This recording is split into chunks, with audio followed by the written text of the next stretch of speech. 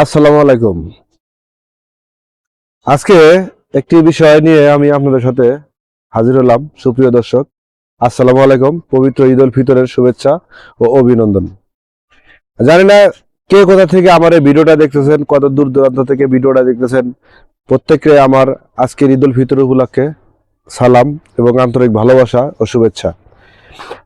আজকে বিশেষ করে একটি দিন, আজকে এই দিনটি মানে এত সুন্দর একটা দিন, যা বিশ্বের মুসলিমদের জন্য একটি সুন্দর একটি দিন। সেটা হলো, দেখেন, পবিত্র ঈদ উল ফিতর। দীর্ঘ 1 মাস সিয়াম সাধনার করে রোজা রেখে একটি দিন আজকে মুসলমানদের জন্য ঈদের দিন। বিশ্বের অনেক দেশেই আজকের এই দিনটি পালিত হচ্ছে, আমাদের বাংলাদেশে পালিত হচ্ছে। যেটা না বললেই নয়, আজকে জাতীয় ঈদগাহ ময়দানে আমি কিছুক্ষণ আগে একটা ভিডিও দেখলাম। আমাদের জনাব তারেক রহমান স্যার, বাংলাদেশের মাননীয় প্রধানমন্ত্রী, উনি কিন্তু জাতীয় ঈদগাহ ময়দানে কিন্তু নামাজ আদায় করছেন।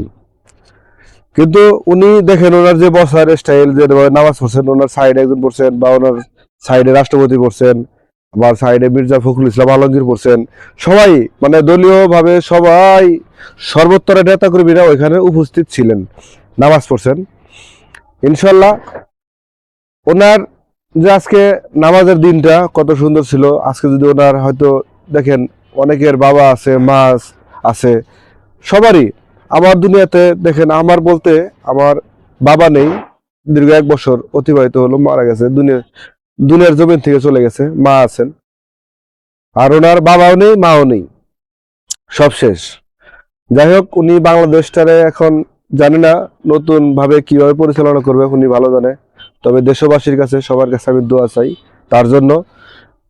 সবাই দোয়া করবেন, তাকে পাশে রাখবেন, সাপোর্ট করবেন।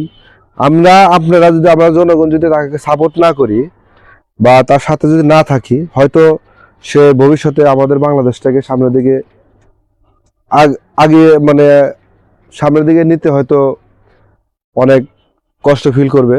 তবে ইনশাল্লাহ দোয়া করবেন সবাই তার জন্য। ভালো থাকবেন, আপনারাও ভালো থাকবেন, আপনারা সুস্থ থাকবেন, সুন্দর থাকবেন। আল্লাহ হাফেজ। ভিডিওটি শেয়ার করে দিবেন। আসসালামু আলাইকুম।